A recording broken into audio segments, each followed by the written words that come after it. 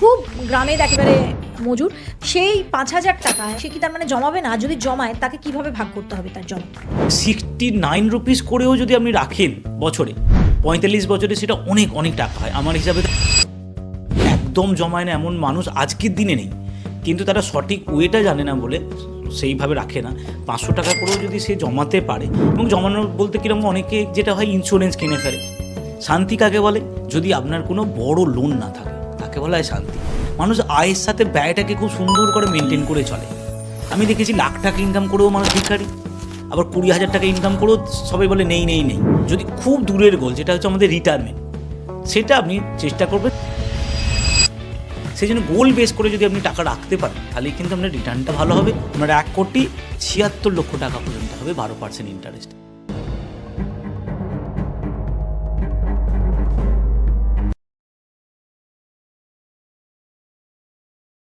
নমস্কার, podcast by রেনেসার আরও একটা এপিসোডে আপনাদের সবাইকে স্বাগত। আসুন, আজকে একটা অত্যন্ত ইম্পর্ট্যান্ট এপিসোড আমরা আপনাদের সামনে নিয়ে এসেছি, এবং এই এপিসোডটা একেবারে শেষ পর্যন্ত দেখবেন, কারণ এখানে আমাদের আয়, ব্যয় আর সঞ্চয় নিয়ে এমন কিছু কথা আমরা আলোচনা করেছি যেটা আপনাদের জীবনে প্রত্যেকের দরকার। যে নিম্ন মধ্যবিত্ত, যে মধ্যবিত্ত, যে উচ্চবিত্ত, তাদের প্রত্যেকেরই দরকার। কারণ আমাদের জীবনে আমাদের নানান মানুষের নানান রকম আয় হয়, ব্যয় হয়, কিন্তু সঞ্চয় জীবনের শেষ প্রান্তে গিয়ে এই সঞ্চয় এমন একটা ইম্পর্ট্যান্ট জিনিস হয়ে যায় যেটা আমাকে খুব কোজি বা কমফোর্ট একটা জীবন দেয়, আবার কাউকে একেবারে কি বলা যায় স্ট্রাগল লাইফ দেয়। কিন্তু আমরা কি আমাদের এই স্ট্রাগল লাইফটাকে এড়াতে পারি জীবনের শেষ প্রান্তে গিয়ে, মানে রিটায়ারমেন্টের সময় বা তার একটু আগে? আমাদের কতটা জমালে আমরা খুব সুন্দরভাবে ঘুরে দিল্লি, গোয়া, বম্বে এইসব করে বেড়াতে পারবো, বা পাহাড় পর্বত যেখানে ইচ্ছা আমরা ঘুরতে পারবো? আসুন, সেটাই আমরা খুব নাটশেলে আজকে জেনে নিই। আর এটা বলার জন্য আমাদের সঙ্গে যিনি এই ফিনান্স বলার জন্য যিনি থাকেন, আমাদের ফিনান্স ম্যানেজার গ্রুপের যিনি আসেন বলতে গেস্ট, আজকে তাকে আবার ডেকেছি, ডক্টর সুখেন্দু কারার। কেমন আছেন সুখেন্দু দা? নমস্কার। নমস্কার। খুব ভালো। আমি প্রথমেই আপনার কাছে জানতে চাই, বলুন। 2025 আমরা দুটো এপিসোড করেছি, কিন্তু 2026 মানুষের ফিনান্সে কি গোল হওয়া উচিত, কিভাবে তারা চলবে, এটা প্রথমে আপনি আমাদের বলুন। ২০২৬ দেখুন, এটাকে দুটো পার্টে ভাগ করা যেতে পারে। প্রথম পার্ট হচ্ছে যারা এখনও ইনভেস্ট করা শুরুই করেনি। অনেকে হয়তো ইউটিউবে ভিডিও দেখছে, ভাবছে যে আমি ইনভেস্ট করব, কিন্তু করে উঠতে পারছে না। আমি প্রত্যেকেই রিকোয়েস্ট করব, আপনারা ২০২৬-এ আপনি কত টাকা মানে ইনভেস্ট করবেন সেটা বড় কথা নয়। আপনি ৫০০, ১,০০০, ইভেন ১০০ করেও শুরু তো করুন। শুরু করাটা খুব জরুরি আজকের দিনে। আর শুরু না করলে আপনি বুঝতে পারবেন না যে আপনার সেই তিল তিলে জমানোটাই কত বড় হয়। আর যারা অলরেডি ইনভেস্ট করেন, তারা চেষ্টা করুন অন্ততপক্ষে 10% করে বাড়াতে। আনন্দ করুন, এনজয় করুন, তার সাথে ছোট ছোট সেভিংস করুন। একদম পরবর্তী জেনারেশনের জন্য যেটা খুব দরকার। আমি আজকের এই এপিসোডটায় দর্শকদের বলে দিচ্ছি যে আপনারা শেষ পর্যন্ত এটা একেবারে স্কিপ না করে দেখবেন, কারণ আজকে আমরা আলোচনাটা একটু অন্য ধরনের করব। এতদিন যে ধরনের আলোচনা করে দেখেছেন আপনারা সেরকম না। আমরা আজকে আলোচনা করব এক একটা ইনকাম গ্রুপকে নিয়ে, মানে যে মানুষের যেমন আয় সেটা নিম্নবিত্ত থেকে শুরু করব, এবং একেবারে একটা বেশি আয় যাদের, লার্জ গ্রুপ বা একটা উচ্চবিত্ত শ্রেণী, তাদের আয় দিয়ে আমরা শেষ করব। তো প্রথমে উচ্চবিত্ত নয়, মানে এখন যেটা আমরা বলি যে হায়ার মিডল ক্লাস, তাদের জন্য। যাই হোক, প্রথমে আমরা একদম নিম্নবিত্তদের নিয়ে শুরু করছি। আমি আমার তরফ থেকে বলছি, যদি আপনাদের কোনো প্রশ্ন থাকে আপনারা লিখে দেবেন, আমরা পরের এপিসোডে সেই ইকোনমিক গ্রুপটা নিয়ে বা আয়ের গ্রুপটা নিয়েও কিন্তু আলোচনা করব। ধরে নিন যার আয় ৫,০০০ টাকা, খুব গ্রামের একেবারে মজুর, সেই ৫,০০০ টাকায় সে কি তার মানে জমাবে না? যদি জমায় তাকে কিভাবে ভাগ করতে হবে তার জমানোটা? এই যে আপনি যেটা বললেন না, এটা আমাদের খুব একটা ভুল ধারণা আছে। আমরা কি ভাবি বলুন তো, যারা বেশি ইনকাম করে তারাই জমায়, কিন্তু হয় উল্টোটা। যারা বেশি ইনকাম করে তারা ভাবে কি, আমার তো এই ইনকামটা থাকবে, এবারে চলতেই থাকবে, জমানোর কথা ভাবে না। ভাবে যার কম ইনকাম সে কিন্তু সবসময় চিন্তা করে যে আমার কিছুটা জমানো অবশ্যই উচিত। অর্থাৎ কে ৫,০০০ ইনকাম করছে বা ১০,০০০ ইনকাম করছে, তারা কিন্তু সবসময় চেষ্টা করে যে কিছু না কিছু সরিয়ে রাখতে। বিশেষ করে বাড়ির মহিলারা, হ্যাঁ, তার যা আর্নিং সেখান থেকেই বা যা ইনকাম হয়, সে হয়তো কখনো চালের ডিপেতে, কখনো কোনো অন্য একটা জায়গাতে সরিয়ে সরিয়ে সরিয়ে সরিয়ে রাখে। আমি প্রথমেই বলেছিলাম যে বাঙালিদের মধ্যে সঞ্চয় আছে, কিন্তু সঠিকভাবে সঞ্চয়টা আমরা করি না বলে আমরা কিন্তু ওয়েলদি, অর্থাৎ যেটা বলি যে পয়সাটা বাড়ানো, সেইটাই আমরা যেতে পারি না। সেই জন্য সেই দিকটাতে আমাদের ফোকাস করতে হবে। আর আজকের দিনে যারা ধরুন নতুন প্রজন্ম কিন্তু অনেক অ্যাডভান্স, ওরা ফোন এবং ইউটিউব খুব ঘাঁটে এবং দেখে। আপনারা যদি না পারেন অন্তত ওদেরকে বলুন যে কিভাবে কী করতে হয় না করতে হয়। আজকের দিনে আপনার যদি একটা ব্যাংক অ্যাকাউন্ট থাকে, এবং ম্যাক্সিমাম 90% ব্যাংকেতেই কিন্তু ইনভেস্টমেন্টের কথা বলা হয়। যে কোনো আপনি ব্যাংকে যান বা আপনি দুটো তিনটে ফান্ড সিলেক্ট করে যান যে এই ফান্ডে আমি পয়সা রাখতে চাইছি, সেরকম যদি আমরা রাখতে পারেন, আমি বলছি তো, মানে 69 রুপিস করেও যদি আপনি রাখেন বছরে, 45 বছরে সেটা অনেক অনেক টাকা হয়। আমার হিসাবে তো 1 কোটি টাকা হয়। কিন্তু সেইটা যে মনে হয় 45 বছর তো অনেক, আপনি তা না হলে কম টাইমের জন্য, যার যেমন আয় তার তেমন ধরুন ব্যয়ও আছে। সেই জন্য হয়তো আপনার 1 কোটি দরকার নেই, আপনার তো 5 লাখ বা 10 লাখ বা হুম। অন্তত 20 লাখ তো হতেই পারে না।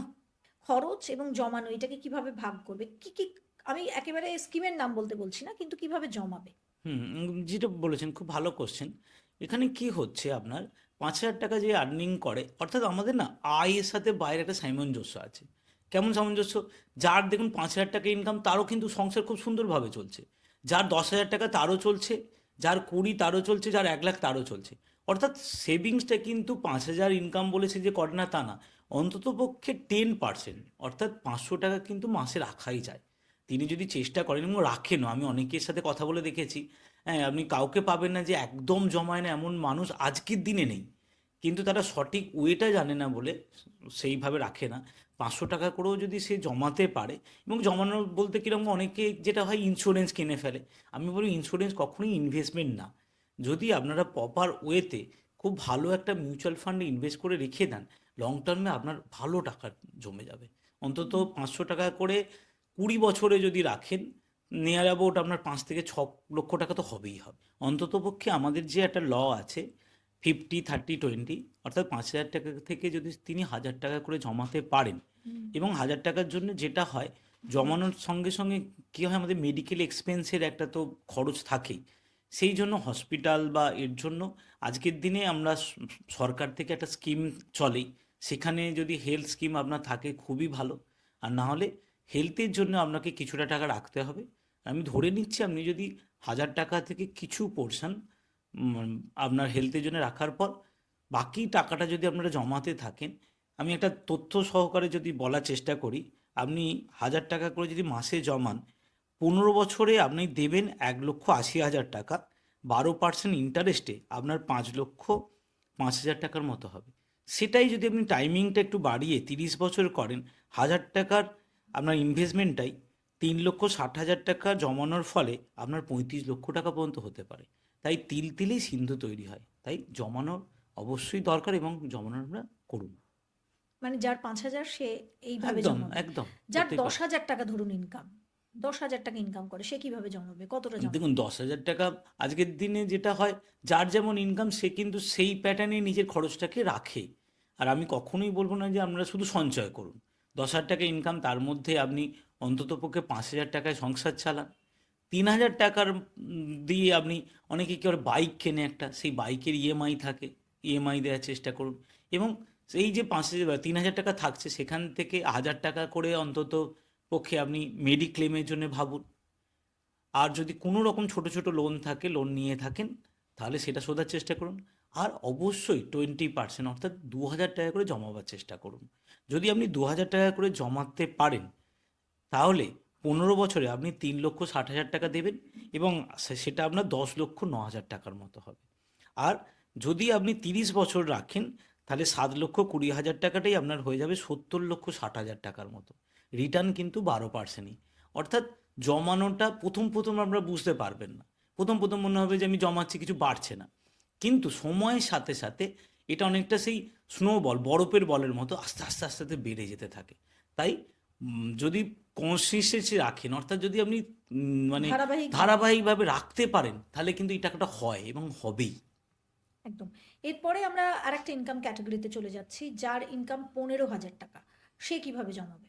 15,000 যদি কারো ইনকাম থাকে, তাহলে ধরুন তাকে তো অন্ততপক্ষে 7 বা 8,000 টাকা সংসারের জন্য লাগবেই তার। বাকি রইল 7,000 টাকা।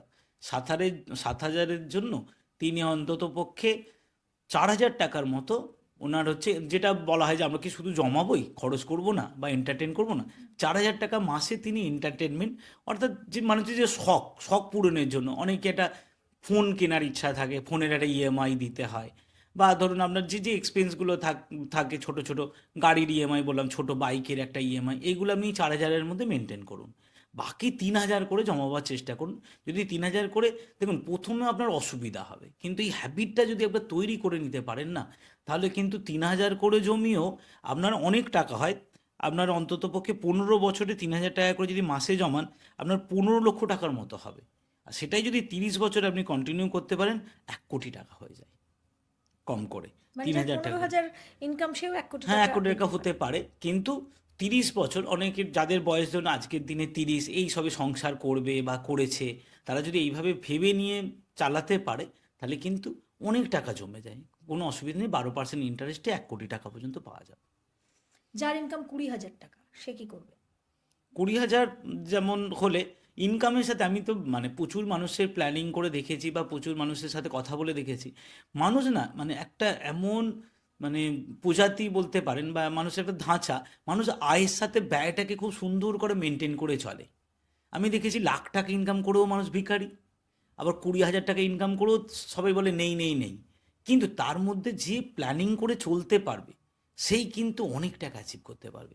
20,000 টাকা কিন্তু সেই অর্থে আপনার মনে হচ্ছে কম, তা না। আমি অনেক ফ্যামিলিকে জানি যারা 20,000 টাকাতেই দিব্যি খুব সুখে শান্তিতে আছে। শান্তি কাকে বলে?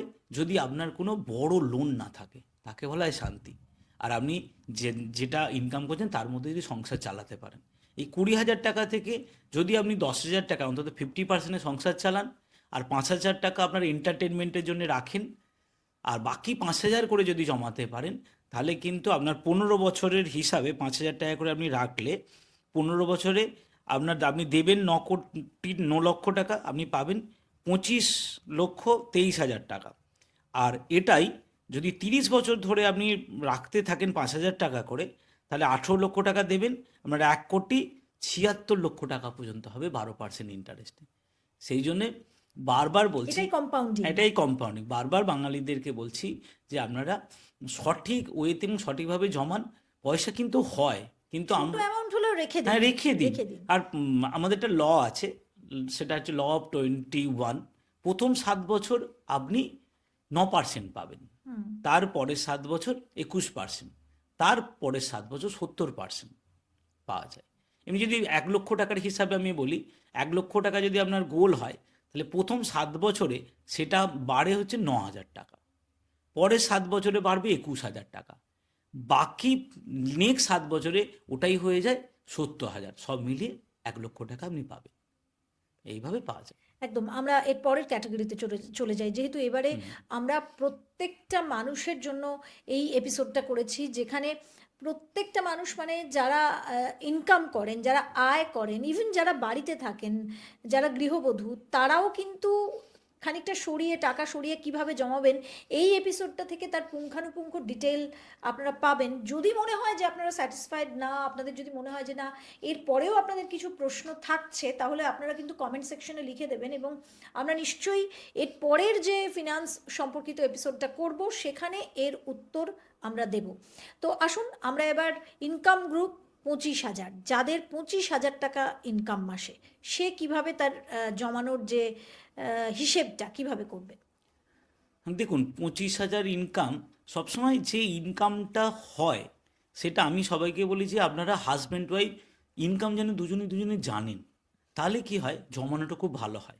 অনেককে আমি ফিনান্সিয়াল প্ল্যানিং করতে গিয়ে দেখেছি, হাজব্যান্ডের ইনকাম ওয়াইফ জানে না, ওয়াইফের ইনকাম হাজব্যান্ড জানে না। এতে কি হয়, একটা দূরত্ব তৈরি হয়, এবং জানে না। যদি ওয়াইফ জানে যে আমার হাজব্যান্ড বা আমাদের দুজনের সম্মিলিত ইনকাম 25,000 টাকা, এবং তারা যদি একসাথে বসে প্ল্যানিংটা করে, খুব ভালো টাকা জমানো না, যায়। এটা এখানে আমি একটু হয়তো মজা হয়ে যাবে, হ্যাঁ, কিন্তু হ্যাঁ, বলুন। আলোচনা বেশি, এটা কিন্তু মানে ছেলেদেরই দোষ। আমি বলতে পারি যে মেয়েরা তাদের ইনকাম লুকায় না, বড়দের এটা একটা হ্যাবিট হয় যে নিজেদের মানিব্যাগে কত থাকে সেটা বউদের বলতে চায় না। না, কিন্তু মেন কি বলুন তো, লক্ষ্মী হচ্ছে বউ। অর্থাৎ আপনি লক্ষ্মীকে লুকিয়ে হ্যাঁ। বা লক্ষ্মীকে আড়াল করে অনেক বেশি আপনি করে ফেলতে পারবেন, এটা খুব ভুল ধারণা। সেই জন্য আপনি লক্ষ্মীকে সঙ্গে নিয়ে যদি চলতে পারেন তাহলে কিন্তু আপনি অনেক অনেক বেশি আপনি গেইন করতে পারবেন। সেই জন্য 25,000-এর যে কোশ্চেনটা আপনি করলেন, 25,000-এর যদি আমরা 50 বা 60% টাকা ধরে নিই, অন্ততপক্ষে 14,000 টাকা মতো আমরা সংসার চালানোর জন্য খরচ করতে পারি রেগুলার বেসিসে। এবং বাকি যেটা রইল 6,000 টাকা বা ধরুন 5,000 টাকার মতো আমরা করতে পারি কি, যে ওই এন্টারটেনমেন্ট, অনেকেই এই কোশ্চেনটা খুব করে, শুধু জমাবো, খরচ করব না। সেই জন্য প্রত্যেক মানুষের, যে বললাম, অনেক একটা স্মার্ট টিভি একটা ইচ্ছা থাকেই। আজকের দিনে এত গরম পড়েছে, একটা খাওয়া দাওয়া, একটা এসির জন্য খুব আজকে এসি একটা কেনার ইচ্ছা হয়, এসির ইএমআই, এগুলো আপনারা ওই 5,000 টাকার মধ্যে রাখুন। তাহলে 14,000 টাকা সংসার চালানো, 5,000 টাকা আপনার এসি বলুন, ফ্রিজ বলুন, গাড়ির ইএমআই, এইগুলো রাখার চেষ্টা করুন। বাকি যে 6,000 টাকাটা রইল, সেই 6,000 টাকাটা আপনারা, যে একটা মিউচুয়াল ফান্ড করতে হবে তা বলছি না আমি, কিন্তু একটু ভেঙে যদি করতে পারেন, যখন একটু আপনার আর্নিংটা বাড়বে, এই যে 6,000 টাকাটা ভেঙে কিছুটা আপনি করলেন হয়তো গোল্ডে, কিছু, না সেটা আপনি যদি একটু বলে দেন, মানে হ্যাঁ বলে, যেহেতু কী হয়, যে 6,000 টাকাটাকে আমরা ভেঙে ভেঙে ইনভেস্ট মানে করতে তিন পারি, তিন করে ভাঙতে পারি বা দুই দুই দুই করে 3টে ফান্ডে ভাঙতে পারি আমরা। প্রথমে যেটা বলি, সব থেকে ভালো হচ্ছে মাল্টি অ্যাসেট ফান্ড রাখা খুব জরুরি। মাল্টি অ্যাসেটের মধ্যে কী থাকে, সিলভার, গোল্ড, ডেট এবং ইকুইটির একটা বড় কম্বিনেশন। ওতে আপনি অন্তত পক্ষে 50%, 3,000 টাকার মতো রাখুন। বাকি যে 2,000 টাকা, মানে 3,000 টাকা রইল, আর আপনি 2,000 টাকা রাখুন হচ্ছে মাল্টি ক্যাপে। মাল্টি ক্যাপের মধ্যে 25% লার্জ, 25% মিড, 20% স্মল, ফোর্সফুলি রাখা থাকে। তাহলে আপনি মার্কেটের অনেকটা এক্সপোজার পেলেন। আর যদি আরেকটু মানে টাইমটা হরাইজেন যদি 30 বছর মতো থাকে বা 15 বছর, তাহলে স্মল ক্যাপে ছোটো পোর্শন 1,000 টাকা করে রাখতে পারেন। আমি অ্যাভারেজ বলছি, এখানে 12% থেকে বেশিই পাওয়া যায়। এটা হচ্ছে স্ট্যান্ডার্ড একটা রিটার্ন। অর্থাৎ মাসে যদি 6,000 টাকা করে উনি জমাতে পারেন 12% ইন্টারেস্টে, তাহলে 15 বছরে নিয়ার অ্যাবাউট ওনার 30,27,000 টাকার মতো হবে। সেটাই যদি 30 বছর কন্টিনিউ করেন, 2,12,00,000 টাকার মতো হয়ে যায়। আমরা এই টাইমটাকে ভ্যালু দিই না।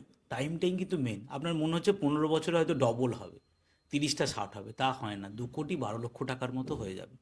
অর্থাৎ আপনারা কনসিস্টেন্সি থাকুন, এই টাকাটা কিন্তু আপনারা যে কোনো টাইমে তুলে খরচও করতে পারেন কি মাঝ বলছেন? রাস্তায়। এটা হয়, করা একদম। যায়। এর পরের ইনকাম গ্রুপে আমরা চলে যাই, যাদের ইনকাম দেখা গেল 30 থেকে 40,000, তারা কিভাবে জমাবে? হ্যাঁ, 30 থেকে 40,000 এই ক্যাটাগরিটা এখন বিশেষ করে আমাদের ইয়ং জেনারেশন অনেকেরই মধ্যে আমি দেখেছি এটা পাচ্ছে অনেকে। আইটি সার্ভিস বলুন বা আপনি এতে, এই ক্যাটাগরির যে ছেলেমেয়েরা আছে বা দেখুন, দুটো হয়। অনেক মানুষের মানে লাইবিলিটি, যে প্রথমেই লাইবিলিটিটা নেবেন না, এটা আমি সবাইকে বলি। লাইবিলিটিটা যতটা কমিয়ে রাখবেন, একটু জমিয়ে নেওয়ার পর নিন, তাহলে কিন্তু আপনাদের সেভিংসটা বলুন বা নিজে একটা স্বাধীনভাবে বাঁচার একটা হবে। প্রত্যেকেই আর কি, চাকরি যখনই পান বা যেই গ্রুপেই আপনি থাকুন, প্রথমে কিছুটা পরিমাণ, অন্তত 10-15 লক্ষ টাকার মতো যদি আপনার একটা ব্যাকবোনে থাকে, তারপরে যদি আপনি যে কোনো ধরনের কাজ করেন, দেখবেন আপনি খুব সাকসেসফুলি সেই কাজে মানে নামাতে জীবনের পারবেন। প্রথম চাকরির প্রথম 5 বছর কিছুতে ইনভেস্ট করবেন না, শুধু না, মানে শুধু ইনভেস্ট করুন, না কিছুতে মানে ইনভেস্ট আমি নেই। বলছি বাড়ি বা গাড়িতে হ্যাঁ, ইনভেস্ট করবেন না প্রথম 5 বছর, একটু মানে করার পর তারপরে যদি করতে পারেন, তাহলে কিন্তু আপনার চাপটা খুব কম থাকবে। আর যদি ধরুন আপনি বলছেন 30 বা 40 যাদের আর্নিং, আমি তো সবসময় আমরা বলি যে অন্তত চেষ্টা করো যে 50% বা 60%-এর মধ্যে সংসারটাকে চালাতে। আর যারা ধরুন অবিবাহিত বা যাদের তাদের কিন্তু আরও একটু বেশি জমানোর কথা। কারণ যারা বাবা মার সাথেই এখন থাকে, এই নতুন তাদের যাতায়াতের জন্য 10,000 টাকাতেই কিন্তু হয়ে যাচ্ছে, নিজের জন্য 5,000 টাকা রাখতেই পারে।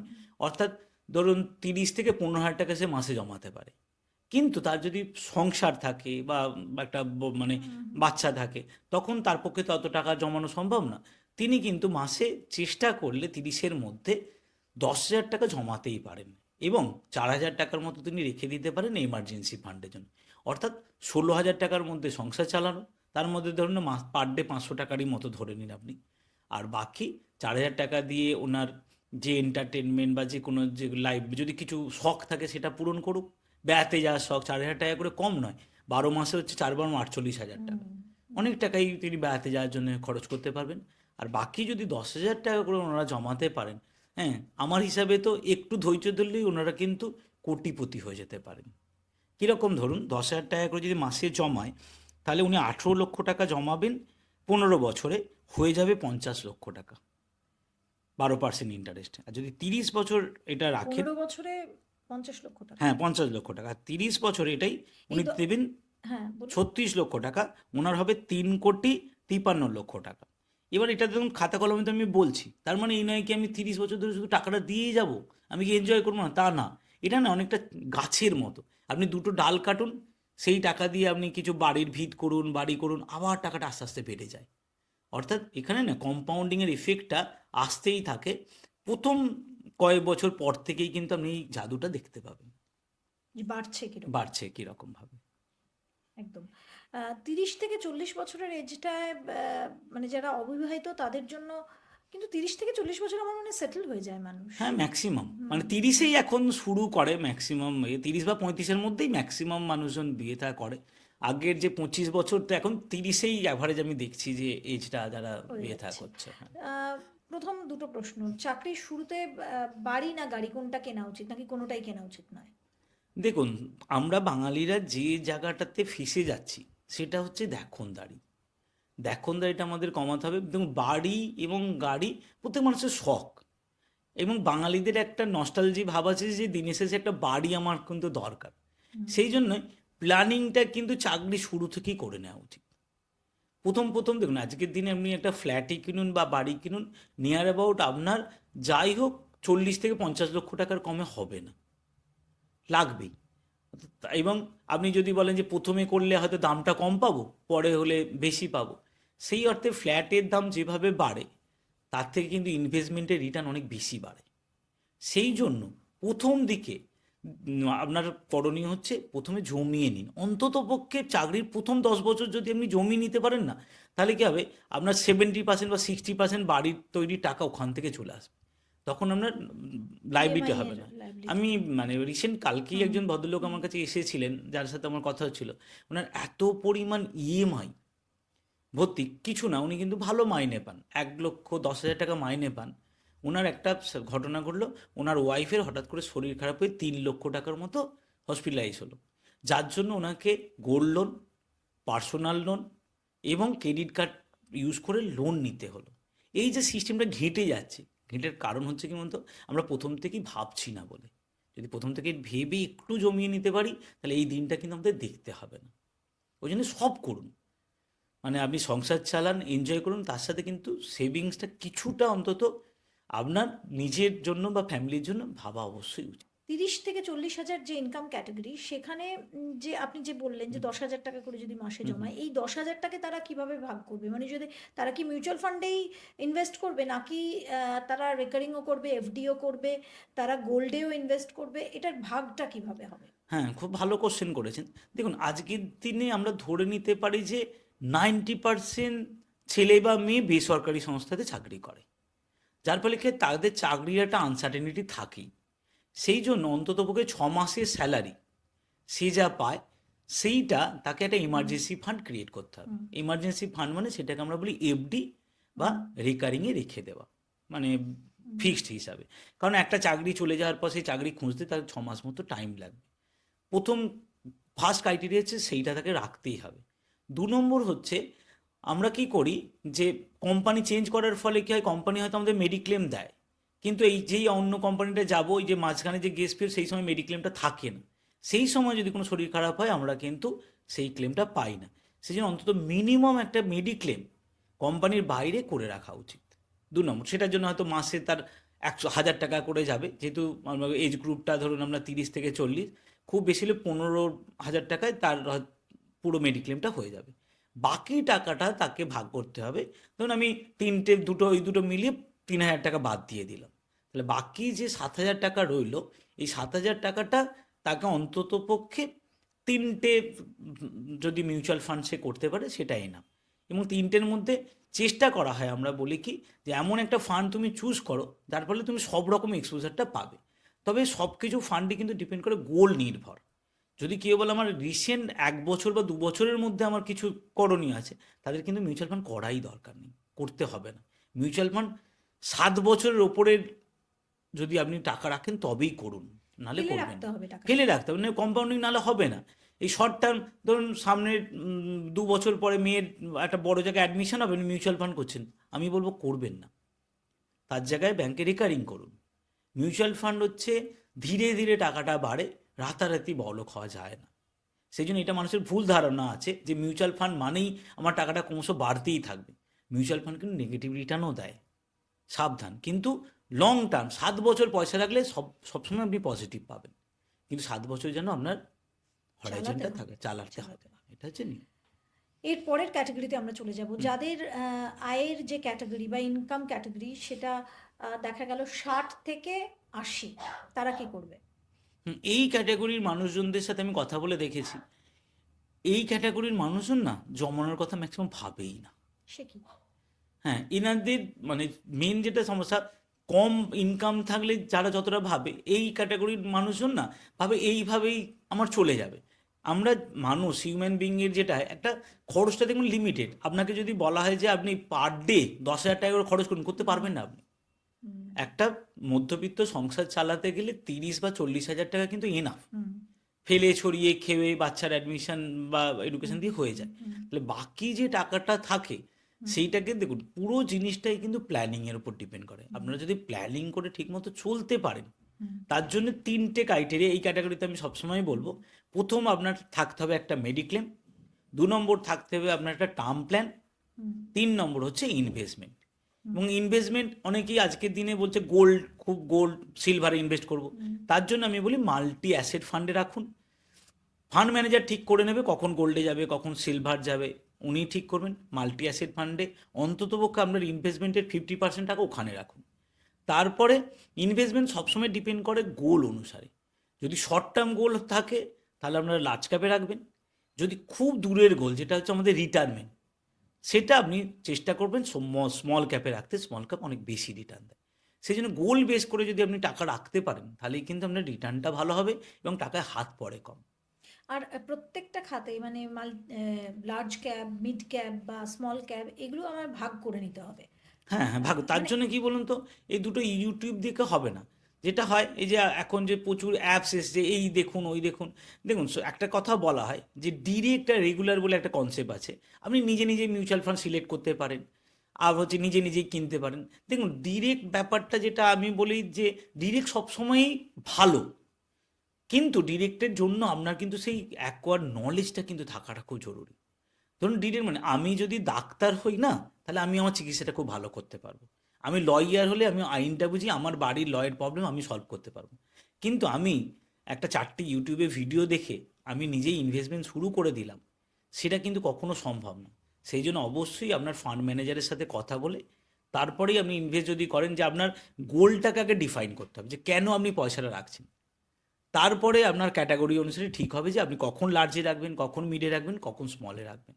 ওই জন্য মানে একটা মানে নিজের থেকেই হড়বড়ি করে টাকা রাখবেন এবং কিছুদিন পর দেখবেন যে পোর্টফোলিও লাল দেখাচ্ছে বলে বেরিয়ে আসবেন, সেটা কিন্তু খুব মারাত্মক একটা ক্ষতি করে এবং শেয়ার মার্কেট বা মিউচুয়াল ফান্ড সম্বন্ধে একটা বাজে ধারণা ক্রিয়েট করে।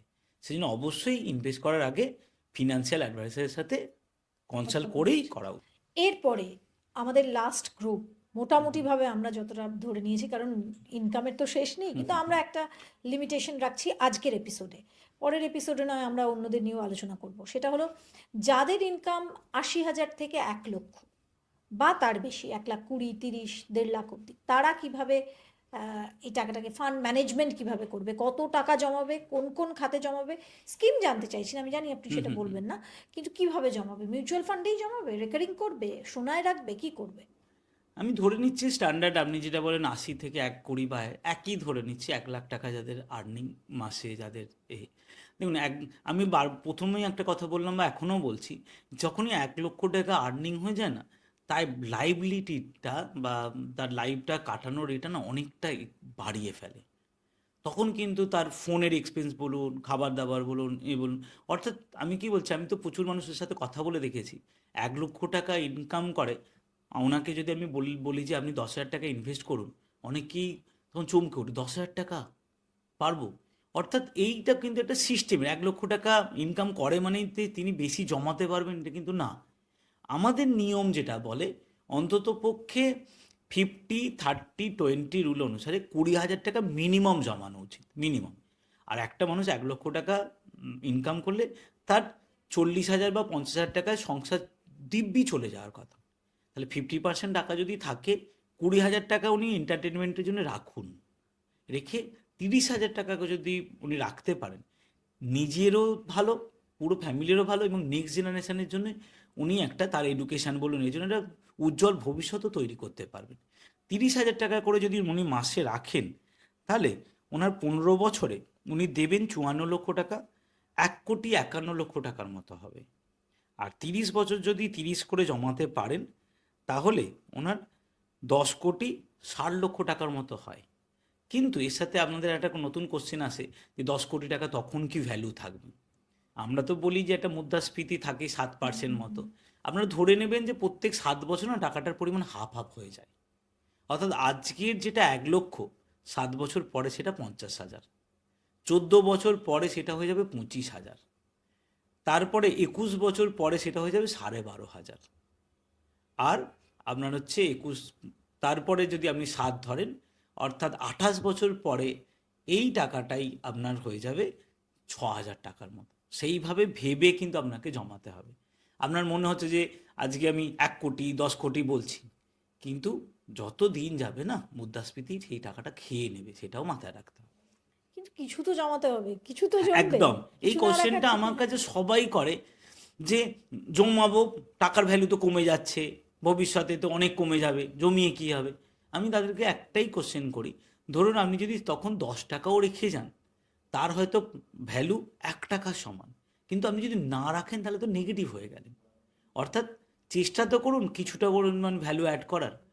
আর এইটা কিন্তু এমার্জেন্সিতে পয়সাই আপনাকে বাঁচাবে, আর কেউ বাঁচাবে না। এই পয়সাই আপনার রিলেশন তৈরি করে, পয়সাই আপনার বন্ধুত্ব বাড়ায়, পয়সাই সম্মান আপনার এনে দেয়। সম্মান এনে দেয়, এবং জন্ম থেকে মৃত্যু আপনি মানে মানুন বা না মানুন, পয়সা ছাড়া চলবে না। একদম। আমার এই পডকাস্টের একেবারে শেষ মুহূর্তে আমরা এসে গেছি। আমি ছোট ছোট কিছু প্রশ্ন একদম। করব যে এই মুহূর্তে সব থেকে ভালো ইনভেস্টমেন্ট কি, সোনা রূপো নাকি অন্য কিছু? দেখুন এইটা না একটা, আমি মার্কেটে, শেয়ার মার্কেট ওরিয়েন্টেড আমি 20 বছর আছি। এক একটা থিম চলে এক এক সময়। এখন সবার মধ্যে থিম হচ্ছে মেটাল, সোনা কিনবো, রূপোর কিনবো, কপার কিনবো, মেটালের দিকে। এখন এই মেটালের রানটা কিন্তু থাকবে যতদিন আমেরিকাতে ডোনাল্ড ট্রাম্প থাকবে, ঠিক আছে? যখন মানে মেটাল তখনই বাড়ে, গ্লোবাল যখন আনসার্টিনিটিটা বেশি হয়, তখনই কিন্তু এই মেটালগুলো বাড়ে। অর্থাৎ 2026টা আপনি ধরে নিন মেটালের বছর। এই বছরটায় হ্যাঁ সোনার দাম আরও অনেক বাড়বে, 2.5 লক্ষ প্লাস, রূপও অন্তত 5 লক্ষ টাকার ওপরে যাবে। তার ওই মানে জন্য হ্যাঁ তার বলুন। মানে কি আপনি বলছেন যে সোনা এই সময় কিনে রাখা ভালো, মানে সোনার গয়না?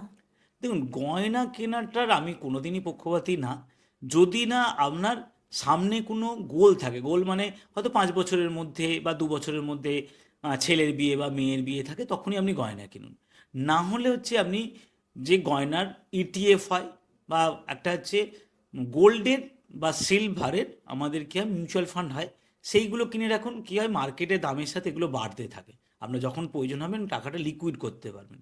কিন্তু যখনই আপনি সোনা কিনে নেবেন ফিজিক্যাল, না এটা এতটাই আপনার মানে অ্যাটাচ হয়ে যাবে, আপনি কিছুদিন বেচতে পারবেন না। এটা হচ্ছে একটা মারাত্মক বাঙালিদের তাহলে সোনার কি কিনবে? সোনা কিনতে গেলে সোনার ইটিএফ হয়। ইটিএফ মানে শেয়ার মার্কেট ওরিয়েন্টেড একটা প্রোডাক্ট, যেটা দিয়ে আপনি ট্রেডিংয়ের মতো রেগুলার বেসিসে কিনতে পারেন, একটু ডাউন হলে কিনতে পারেন। নাহলে সোনার যেমন হচ্ছে সোনার মিউচুয়াল ফান্ড হয়, মানে gold mutual fund, silver mutual fund, এবং কম্বো মিউচুয়াল ফান্ডও এসে গেছে সোনারূপ, সেই মিউচুয়াল ফান্ড কিনতে পারেন। যারা একটু শেয়ার মার্কেট নিয়ে পড়াশোনা করেন, সেইখানেই যেমন অনেক কিছু মানে গোল্ড, বা এখন গোল্ড বা সিলভার ছাড়াও অনেক রকম আছে, জিঙ্ক, কপার, সেখানে হচ্ছে হ্যাঁ ইনভেস্টমেন্ট। সেইগুলোতে ইনভেস্ট হচ্ছে। শেয়ার মার্কেটে অনেক কোম্পানি আছে, সেই কোম্পানি থ্রু দিয়ে মানুষ টুক টুক টুক টুক টুক করে কিনছে। কিন্তু এইগুলো কী হয় জানেন তো, একটা যখন মানে মানে কী বলবো, একটা ট্রেন্ড চলে, এই ট্রেনটা চলছে, মানুষ এই মানে গা ভাসিয়ে যাচ্ছে। কিন্তু একটু সাবধানে করবেন, মানে আপনার পুঁজির ম্যাক্সিমাম বা বেশি পরিমাণ টাকা কখনোই ওখানে দেবেন না। অন্ততপক্ষে যা আপনার আছে ম্যাক্সিমাম 10% ওখানে আপনি দেবেন।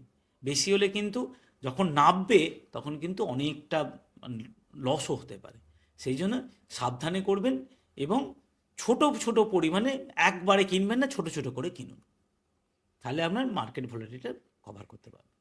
ধরুন কেউ মাসে 40 বা 50 হাজার টাকা করে জমাতে চাইছে, সে কি করবে? হ্যাঁ, 40 বা 50 হাজার টাকা করে যে জমাতে চান, আমি ধরে নিচ্ছি যে তার মেডিক্লেম এবং টার্ম ইন্স্যুরেন্স অলরেডি আছে।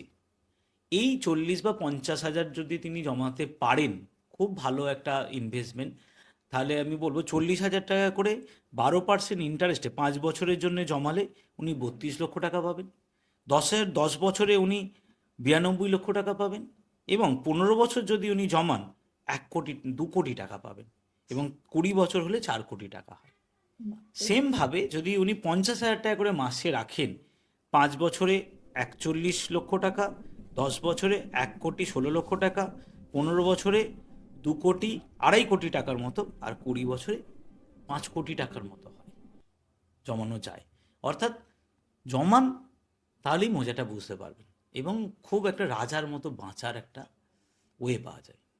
একদম। যদি আমার কাছে খুব একদিনে দেখা গেল 5 লাখ টাকা চলে এসেছে, তাহলে কিভাবে আমি এটাকে জমাতে পারি? কি করব? মানে আমি কি টাকাটা সঙ্গে সঙ্গে খরচ করে দেবো, নাকি আমার কিছু জমানো উচিত, নাকি আমি কিছুটা খরচ বাঁচিয়ে জমাবো? কি করা উচিত?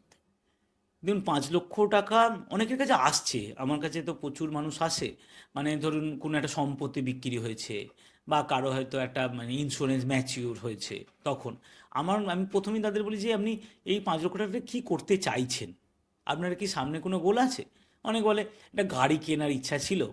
ঠিক আছে, তাহলে গাড়ির জন্য আপনি যেটা করতে পারেন, এখান থেকে 2 লক্ষ টাকার মতো আপনি ডাউন পেমেন্ট করুন, বাকি যেটা ইএমআই হবে আপনি মাসে মাসে মাসে মাসে দিয়ে অ্যাচিভ করুন, কিন্তু পুরো 5 লক্ষ টাকার খরচ করবেন না। আর যদি বলে যে না, আমার শর্ট টার্মে কোনো গোল নেই, এইটা আমার ছেলে বা মেয়ের এডুকেশনের জন্য খরচ করতে চাইছি, আমি তখন জিজ্ঞেস করি যে বয়স কত? হয়তো বলে যে স্যার 15 বছর টাইম আছে। তাহলে 15 বছরে আমাদের হিসাবে অন অ্যান অ্যাভারেজ 15% রিটার্ন পাওয়াই যায়। 5 বছর হরাইজেনে যদি হয়, তাহলে এই আপনার 5 লক্ষ টাকাটা যদি 15 বছরের জন্য আপনি রাখেন, তাহলে নিয়ার অ্যাবাউট আপনার 5টা 10, 10টা 20, 20টা 40 লক্ষ টাকার মতো হয়ে যাবে 15 বছর পর। সেটা আপনি এডুকেশন পারপাসে বলুন, নিজের রিটায়ারমেন্টের জন্য খরচ করতে পারেন। খুব ভালো একটা অসাধারণ একটা প্ল্যান। একদম। আমার মনে হয় আমরা অনেকটা জানলাম। একদম। আজকের এপিসোডটা আমরা এখানেই শেষ করছি। আজকে আমরা যে বিষয়টা আলোচনা করলাম, প্রথমেই বলেছিলাম যে আজকে আমরা আয়ের একটা ক্যাটাগরি ভাগ করে নেব, মানে কার কত ইনকাম, এবং সেই ইনকাম অনুযায়ী সে কোন খাতে কতটা জমাবে। এবারে সেই খাতগুলো বলে দেওয়া হয়েছে, মানে মিউচুয়াল ফান্ডে না আপনি কি করবেন, রেকারিং করবেন না কি করবেন, কিন্তু ওই স্কিমগুলো আপনাকেই বেছে নিতে হবে। এটা বলা আমাদের কর্তব্য নয়। আমরা শুধু আপনাদের একটা গাইডেন্স দিতে পারি, একটা এডুকেশন দিতে পারি, শিক্ষা দিতে পারি, কিন্তু নির্বাচন করার দায়িত্ব, সিদ্ধান্ত নেওয়ার দায়িত্ব সম্পূর্ণ আপনার। সুতরাং আজকের এপিসোড দেখে আপনাদের যদি ভালো লাগে, আপনাদের যদি নিজের জীবনে চলার পথে এরকম ফিনান্সিয়াল কোনো প্রবলেমে আপনারা পড়েছেন এবং আপনারা একটা দিশা পেতে চাইছেন, একটা শিক্ষা পেতে চাইছেন, আপনারা জমাতে চাইছেন কিন্তু পারছেন না, সঞ্চয় করতে চাইছেন কিন্তু কোনোভাবেই হয়ে উঠছে না, তাহলে কিভাবে করবেন, কত কম টাকা থেকে শুরু করবেন, এইগুলো নিয়েই পডকাস্ট বাই রেনেসায় এই সিরিজ চলছে। সুতরাং আপনারাও এর সঙ্গে জুড়তে পারেন। তাহলে কি করতে হবে?